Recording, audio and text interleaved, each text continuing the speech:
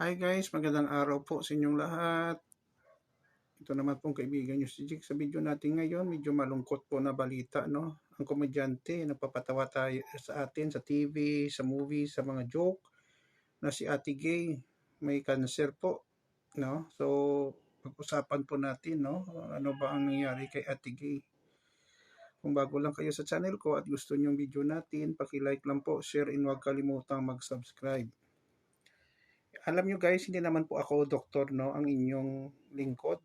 Hindi po ako doktor, pero sa nabasa ko sa isang libro, luma na yun, na-remember ko, lahat talaga tayo na tao ay may cancer.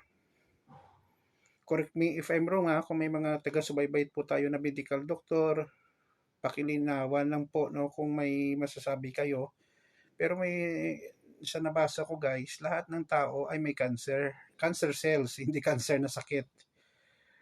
The only thing lang po, kung mag-activate po siya at naging cancerous ang ating cancer cell, yun po ang mahirap.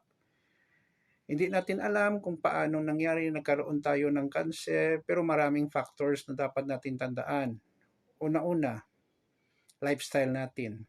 Kumakain tayo ng mga maraming preservatives, kulang tayo ng exercise, genetics, no, sa ating pamilya mayroon pong history ng cancer at iba pa.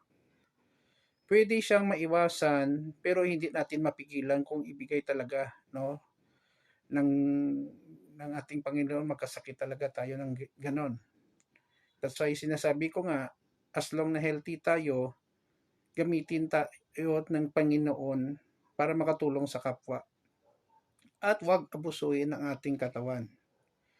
Ito po si Ate Gay. Naalala ko marami po itong pelikulang nagawa na matatawa ka talaga sa kanya. No? Ginagaya si Ate Gay. Si superstar Nora Honor na nagpahinga na rin last March, May this year. No?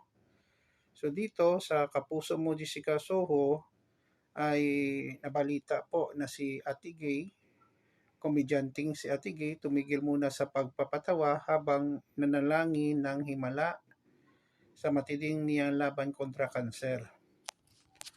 So, nalungkot ako, no? Kasi ito po ay nagtatrabaho po ng marangal, hindi lang po sa kanyang sarili, but also sa kanyang pamilya. At saka alam ko guys, no, every time that may marinig tayong balita, no, artista man o hindi, nagkasakit, na aksidente, na hospital ka, malaki na ang gastos, namatay, hindi natin yan matatakbuhan kasi part po yun ng buhay ng tao. Pero nalulungkot kasi ako, kasi itong tao na to, hindi ko siya kilala personal, pero nagbibigay po ng saya. Alam natin ngayon, ang ating bayan ay puno-puno po ng problema, controversial, corruption, flood control, pogo, mga abusado na mga politiko, mga tao sa paligid natin. Dagdagan pa ito ng hindi magandang balita, no? Kamusta na nga ba siya ngayon? Dito guys, parang biki lang siya noon, hindi pantay ang mukha ko. Sabi nga ng kasama ko sa work, hindi pantay ang mukha mo, pa-check mo na yan. Nagpa-ultrasound ako at nagpa-CT scan. Ang CT scan guys, sa utak yun ha. Naalala ko before, nagpa-CT scan ang mother ko. Almost 10,000 pesos din ang binayaran namin. Napahinga rin siya. After CT scan, nagpa-biopsy daw ako. Any findings nung una ay benign, meaning hindi po cancerous. Nagpa-second opinion ako. May show ako sa Canada, medyo lumalaki na siya. At saka nag-bleed, dumudugo. Mahirap ngayon ang lagay ko. May cancer ako, stage 4. Sa narinig ko guys at saka sa nabasa ko, ang stage 4 is the end stage ng cancer, no? Katapusan na talaga. Magtatagal pa ba ang buhay ko? Question mark. Sabi, hindi na raw ako abuti ng 2026 kaya ang sakit-sakit sa akin. Sino naman tao, kahit sino naman, no? Well, ang sabi ko nga sa inyong mga tagapakinig, lahat naman tayo ay mamamatay, pero kung pwede pa mapahaba pa ang ating buhay, why not, no? Hindi rin daw ako pwedeng operahan, wala na raw lunas. Masakit sa akin, halos araw-araw umiiyak ako. Hindi naman akong nagkulang kay Lord.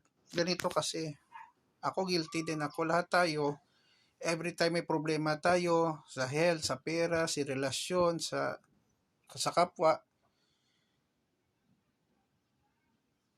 we are asking God, bakit ganun nangyari? Kahit ako, sa nag-critical na po ang mother ko before she died, the next day, I questioning God. Kasi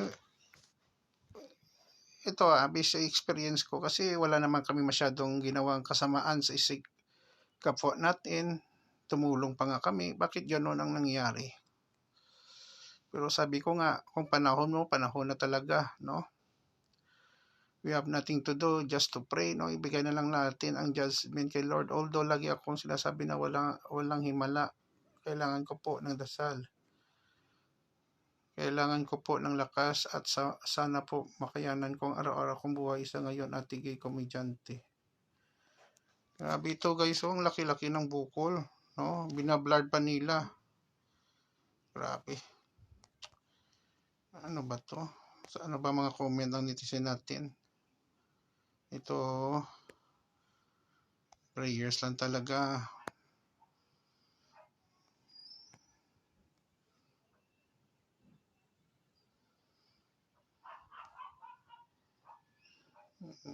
May God help you, pray lang. Oh my God, Ate Gay Jesus, huwag ka na mawala ng pag-asa, just pray.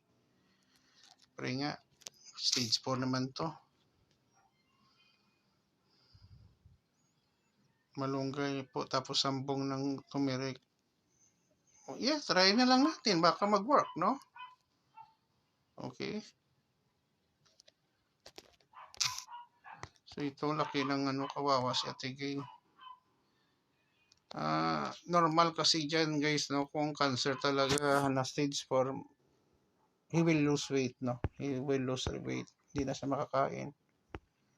At saka mamatay na, no? Pray natin sa Ate Gay, no? Si Lord na lang bahala sa atin. So, prayers po ang kailangan ni Ate Gay. Kung may pera kayo, bigay kayo dyan, no? Kay Ate Gay.